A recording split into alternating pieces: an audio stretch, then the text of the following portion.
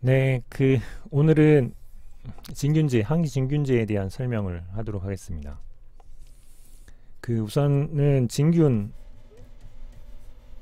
하면 곰팡이라고 생각하면 되죠. 번자이.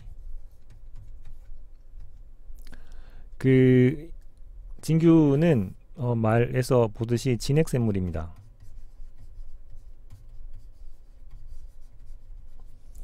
지금까지는 핵이 없는 균들에 대한 것들을 다뤘다면 이제 진핵 생물이고요. 그리고 특징적으로 세포막에 에르고스테롤을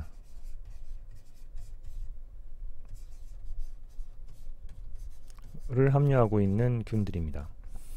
사람 세포막은 콜레스테롤을 함유하고 있죠. 사람 세포막은 콜레스테롤 함유하고 있는 녀석이어서 이 진핵생물들인 진균을 잡을 때 에르고스테롤을 조금 타겟으로 해가지고 항진균제를 개발해서 사용하고 있습니다. 그러한 항진균제의 종류하고 작용 기전에 대한 설명들을 하면 좋겠고, 그리고 사용하는 항진균제들의 약동학적 특성이라든가 부작용에 대한 설명들을 이야기할 수 있으면 좋겠습니다. 진균이 박테리아가 아닌 진핵 생물입니다. 그래서 세포벽, 그리고 세포막, 그리고 진핵 생물이기 때문에 핵이 있게 되죠.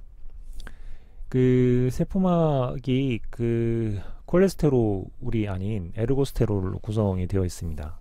그래서 이 에르고스테롤이 이 진균에만 존재하는 거기 때문에 에르고스테롤을 주요 표적으로 해서 항진균제들이 많은 수가 있다라는 것을 아시면 될 것 같고, 그 다음에 세포벽 같은 경우를 보게 되면 키틴질하고 다당류가 가지고 있기 때문에 기존의 세포벽 합성 억제는 여기에 이제 잘 맞지 않게 됩니다. 펩티도글리칸을 갖고 상황들을 만들어져 있지 않기 때문에 그렇죠.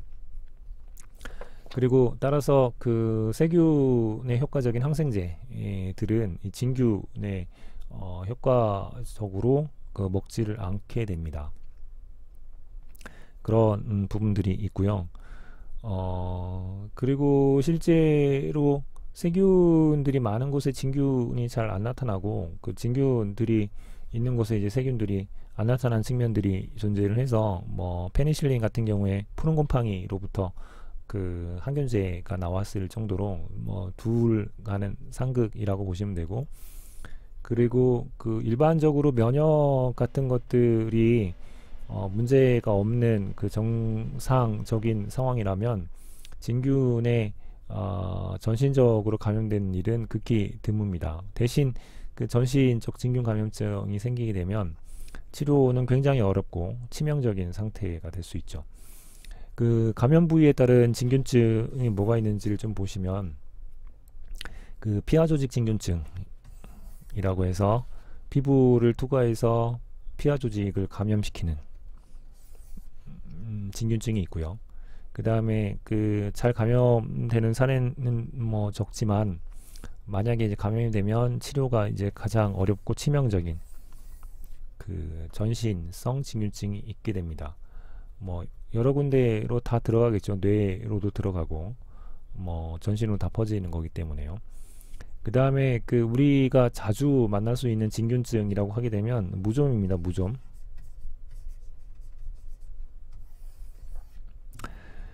표재성 진균증의 피부만 감염되는 형태인 거죠. 무좀을 알아보신 분들은 아시겠지만 열심히 잘 닦고 여러 가지 치료들을 하더라도 쉽사리 잘 낫지 않는 상태들을 경험을 하실 수 있을 텐데요. 그만큼 진균을 죽인다는 게 쉽지는 않은 일입니다. 따라서 전신으로 또는 이런 상태로 진균 감염증이 생기게 되면 상당히 조금 좋지 않은 예후들을 보이게 되죠.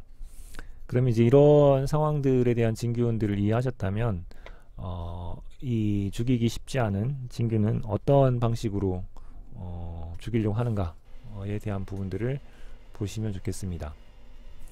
첫 번째로는 그 암포테리신 B라고 하는 약물입니다. 피하 또는 전신진균 치료제로 사용하는 약인데 정맥주사제이고 독성이 굉장히 강한 상태라고 보시면 되죠. 작용 기전을 보게 되면 그 진균의 그 번자이 셀에 있는 그 세포막에는 그 옆쪽에 지금 하얀색으로 해서 안 보일 텐데 에르고스테롤이라고 하는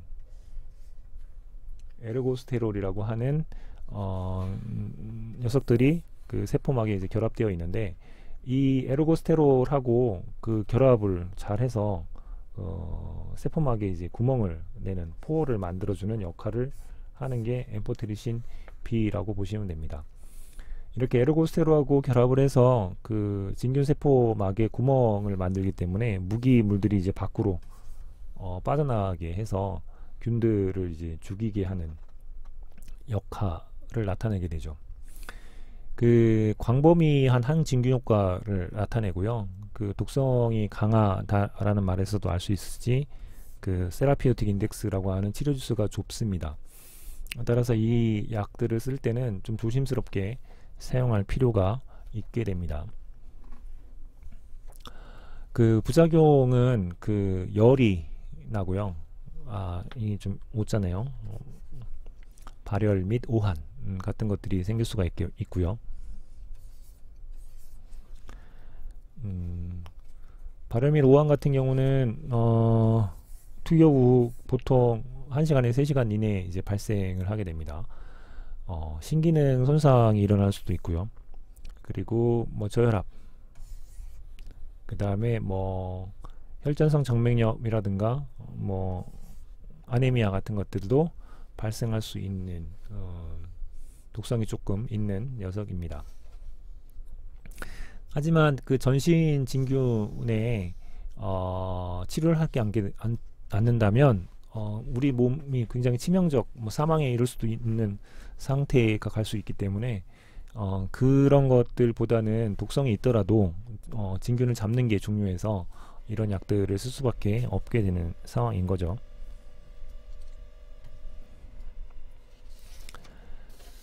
자, 그 다음에는 그 플로사이토신이라고 하는 녀석입니다. 그 플로사이토신이라고 하면 마찬가지로 피암의 전신 진균 치료제인데 그 항대산물인 항진균제라고 보시면 됩니다. 그 항대산물에 대한 이해를 어떻게 하시면 되냐면 우리 몸이 그 어떤 합성이나 아니면 그 복제 같은 과정들을 하려면 이것들을 대사 과정이라고 부릅니다. 이 대사 과정을 하는데 필요한 여러 원료들이 그 공급이 돼야 되고 항대사 물질이라고 하는 녀석들이 하는 역할을 살펴보면 이 원료들이 공급되는 부분들을 방해 어떤 방식으로든 시키는 역할을 해서 어떤 합성이나 복제, 그래서 세포의 성장 이런 것들을 못하게 하는 거죠. 진균도 마찬가지로 그것에 대한 것들을 못하게 하는 방법을 선택을 하는 것 중에 하나가 플로사이토신이라고 하는 녀석이 있습니다. 플로사이토신은 사이토신 유사체입니다. 즉 사이토신이라든가 우라실 이런 부분들의 유사체여서 이 플로사이토신이 들어가게 되면 원래 써야 될 사이토신 대신 이 플로사이토신을 사용함으로 해서 결국에는 사이미딘 신디시스가 그 DUNP를 DTMP로 만들어서 DNA를 복제하는 데 써야 되는데 이 녀석하고 같이 이제 어울리면서 얘가 해야 될 원래 역할들을 잘 못하게 만드는 작용을 통해서 핵산과 단백질 합성을 방해하는 역할들을 하게 됩니다. 그 여러분들이 이러한 항대산물들을 할 때 나오는 용어 중에 하나가 피리미딘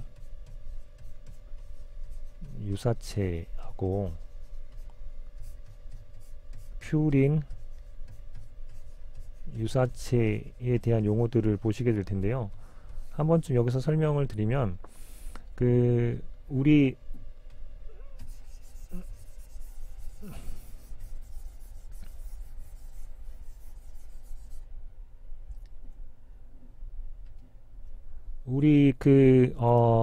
염기들 보게 되면 아데닌, 구아닌, 티민, 시토신 이런 것들이 있죠. 한국말로 좀 발음하게 되면 아데닌, 구아닌, 티민, 시토신 이렇게 하게 되면 여러분 이제 피리미딘 염기는 같은 이 녀석이 이제 피리미딘 염기에 해당하고요.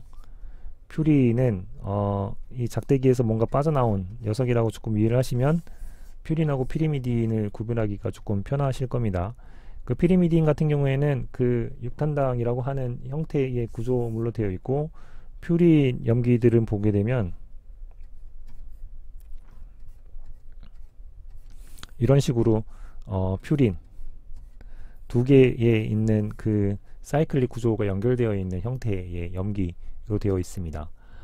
따라서 지금 플로사이토신 같은 경우에는 사이토신 유사체이기 때문에 피리미딘 유사체라고도 표현할 수 있게 되겠죠.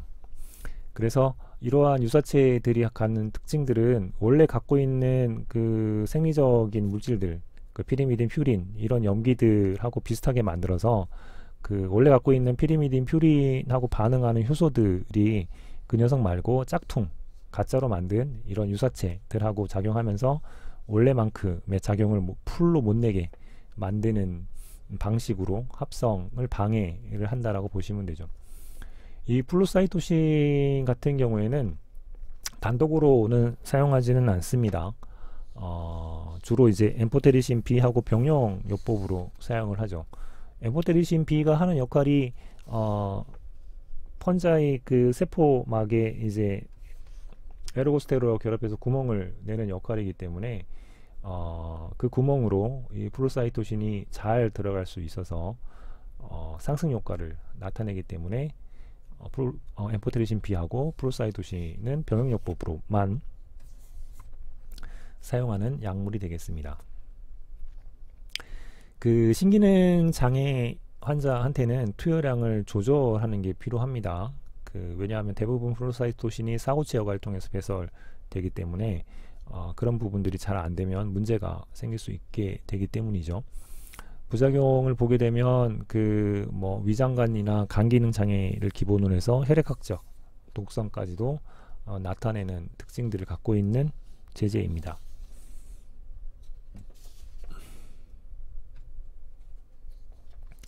그 다음에는 이제 아졸계 항진균제인데요. 아졸 계통들은 뒤쪽에 다 아졸이라고 하는 것들이 이름이 붙어 있는 특징들을 갖고 있는 항진균제입니다. 아졸이 갖고 있는 특징을 보게 되면 원래 진균들은 나노스테롤이라고 하는 물질로부터 에르고스테롤이라고 하는 것을 합성을 해서 세포 막에 붙어서 여러가지 작용들을 하게 하는데요. 이 아졸 계통들은 이 과정들을 억제를 해서 에르고스테롤을 결국에는 합성되지 못하도록 하게 만드는 거죠. 따라서 엠포테리신 B하고 병용하면 안됩니다. 이유는 생각해 보시면 알겠지만 엠포테리신 B가 작용하는 방식들이 에르고스테롤이 존재해야지 그곳에 붙어서 세포막의 포를 형성하는 녀석이기 때문에 이 아졸을 처방을 하게 되면 에르고스테롤을 못 만들기 때문에 엠포테리신 B가 처방을 되더라도 아무런 효과를 나타내지 않는 상황이 발생을 하겠죠. 그래서 그런 것들은 조금 고려해서 병용은 안 되는 다라고 이해하시면 될 것 같고, 근데 대신 아졸 이 항균제들이 에르고스테롤 뿐만 아니라 여러 필요한 부분들의 합성에도 문제를 일으킬 수 있어서 기형 발생 위험들이 발생할 수가 있게 되고요. 우리 몸에서요. 그 다음에 이 아졸들이 우리 몸에 있는 간 요소인 사이토크롬 P450 이것들을 억제를 해서 그 효소에 의해서 대사되는 약물들에 대한 상호작용들도 주의가 요구되는 상황이라고 이해하시면 됩니다. 그 아졸 진균제들의 여러 종류들이 있는데 이것들의 여러 장단점에 대한 부분들이 있습니다. 항진균에 대한 스펙트럼은 어떻게 되는지에 대한 가면 갈수록 더 광범위하게 가는 걸 볼 수 있고, 그 투여하는 방식들이 오랄 있는가, 정맥 주사만 있는가, 그 다음에 그 생체 이용률은 어떻게 되는가, 등등등에 대한 것들을 쭉 살피면 될 것 같습니다. 그 다음에 대사돼서 제거될 때 그냥 내날로만 제거되는 녀석이 있고요. 그리고 그 간 효소에 의해서 대사가 되는 녀석들이 존재를 하고요. 그리고 이 물질들이 어떤 그 간의 효소들을 억제하는가에 대한 부분들이 있어서 어떤 약물 작용들을 고민을 해야 되는가에 대한 부분들도 나와 있고, 그리고 그 할프라이프 같은 것들은 어떻게 되는가 에서 도즈 디펜던트 한 녀석인지 또는 뭐 30시간 이상인지 이런 부분들이 적혀 있습니다. 그리고 이 녀석들을 줄 때 주로 이제 그 효과적이냐, 그 다음에 조금 더 안전하냐라고 하는 측면에 이제 레코멘드를 하게 되는데요. 그 효과 측면들은 다 있고, 그 다음에 안정성 측면들이 또 있는 상태여서, 그 여러분들이라면 이런 상태면 뭐 어떤 것들을 먼저 선택을 할지 고민을 해보시면 되는데, 주로 이제 이런 여러 가지 이유로 보리코나졸이라고 하는 것들이 선호되는 상태에 있고요. 대신 고민해봐야 할 것들은 이 사이토크롬에 대한 이런 효소들을 억제하기 때문에 이것에 의해서 대사에 영향을 받는 약물들에 대한 상호작용, 뭐 이런 부분들 주의가 필요하고, 기형 발생 위험 같은 것들도 고려할 필요가 생긴다 라는 것들을 이해하시면 되겠습니다. 자, 그 다음에는 피부 진균증 무좀에 대한 거고요. 여러분들은 약국이나 주변에서 이와 같은 약들을 사용하시는 분들을 많이 볼 수 있을 겁니다. 무좀 치료를 위해서요. 대표적인 게 테르비나핀이 있습니다. 스쿠알린 에폭시데이즈 억제제입니다. 스쿠알린 에폭시데이즈가 하는 역할은 뭐냐면 스쿠알린을 에르고스테롤로 바꿔주는 역할을 하게 되고요. 이 터비나핀이 처방이 되면 이 스쿠알린 에폭시데이즈를 억제를 해서 일과정을 못 만들고 스쿠알린이 농축돼서 많이 쌓이게 되는 역할을 하게 됩니다. 따라서 펀사이에 두 가지 그 독성들이 생기는데, 하나는 에르고스테롤이 안 만들어져서 생기는 문제가 있고요. 두 번째는 스쿠알린 자체가 펀사이한테 톡식한 물질입니다. 따라서 스쿠알린 농도를 높여서 펀사이를 톡식하게 하고, 결국엔 스쿠알린이 에르고스테롤을 못 만들기 때문에 진균이 갖고 있는 세포막의 역할을 제대로 못하게 하는 작용들을 하게 되죠. 피부 진균을 치료하기 위해서 경구 또는 연고로 주로 사용을 하게 되고요. 손팔톱 진균증 치료의 선택 약물, 1차 선택 약물입니다. 그래서 연고 형태의 무좀 치료제들을 한번 쓰고 계시거나 뭐 약국에서 볼 기회가 생긴다면 주성분을 한번 살펴보십시오. 거의 100% 가까이 테르비나핀이라고 되어 있을 겁니다. 연고제가 아닌 경구 제제로 이제 먹게 되는 경우도 있는데요. 이런 경우는 위장관 장애라든가 두통 또는 미각 장애 같은 것들이 일어날 수 있고, 연고제로 사용하는 경우든 또는 경구제로 사용하는 경우든 발진 같은 문제도 발생할 수 있을 수 있습니다. 그 다음에 글리세오풀빈이라고 해서 유사분열 방추사를 붕괴시키는 역할을 하게 됩니다. 진균이 핵을 갖고 있기 때문에 핵 분열을 하려면 갖고 있는 염색체들을 분열을 하기 위해서는 방추사가 굉장히 중요합니다. 그래서 그 부분들을 글리세오풀빈이 억제를 해서 결국에는 진균이 유사 분열을 하지 못하도록 하는 역할로 항진균 효과를 나타내는 거죠. 그 피부, 모발, 손톱, 발톱의 중증 이상의 피부 사상균 치료에 그 사용을 하게 됩니다. 그 부작용으로는 두통하고 오심 같은 것들이 나타날 수 있고, 글리세오 풀빈이 그 경구로 먹게 되면 주로 이제 손톱 발톱에 가서 좀 침착돼서 농축되는 경향들 갖고 있는 제제이기 때문에 그 이런 치료에 사용할 수 있게 되는 특징들을 갖고 있습니다.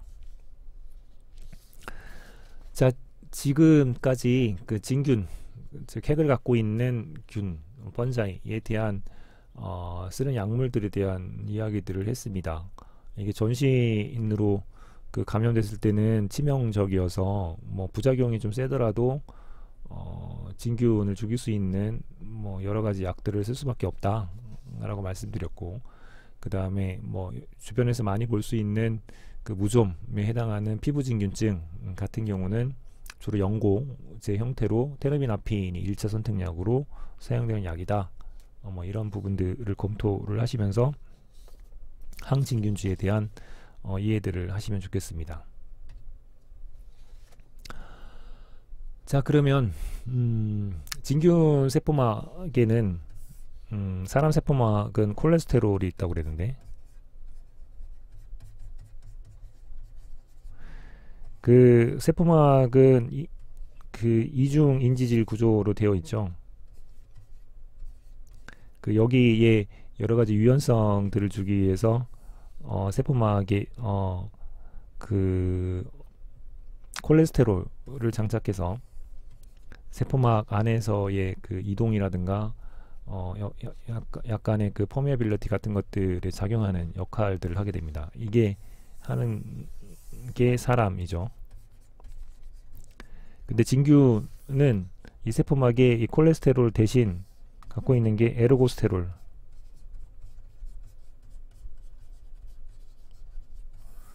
를 갖고 있다고 그랬고, 이 에르고스테롤이 주 타겟이라는 말씀을 드렸습니다.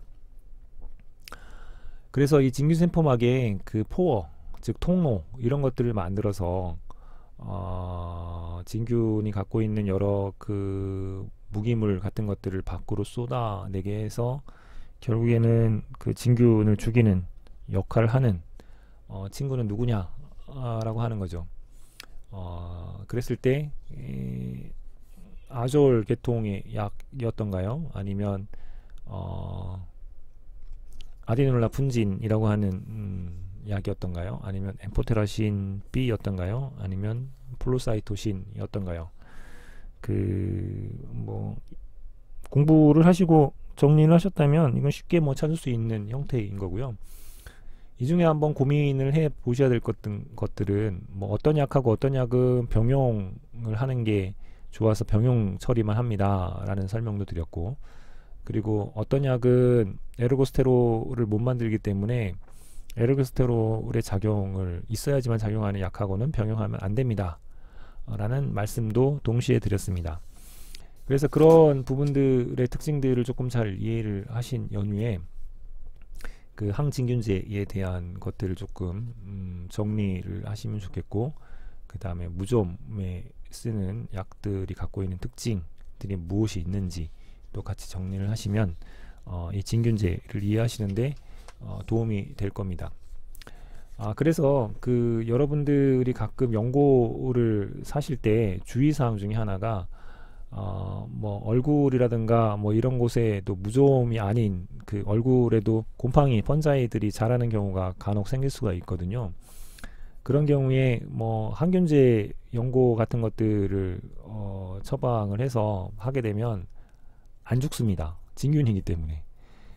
그러면 그 진균을 죽이는 항진균제가 들어있는 그 연고제를 사서 바르셔야지 효과를 나타낼 수 있어서, 여러분 얼굴에 그 어떤 것들이 뭐 이상한 것들이 뭐 자라는 듯한 느낌이 들 때 진균일 수도 있다 라는 생각 좀 한번 해보시면 뭐 약사분들이나 의사분들하고 좀 상의를 하셔서 적절한 항균제가 아닌 항진균제에 대한 처방으로 효과를 낼 수 있을 거라고 봅니다.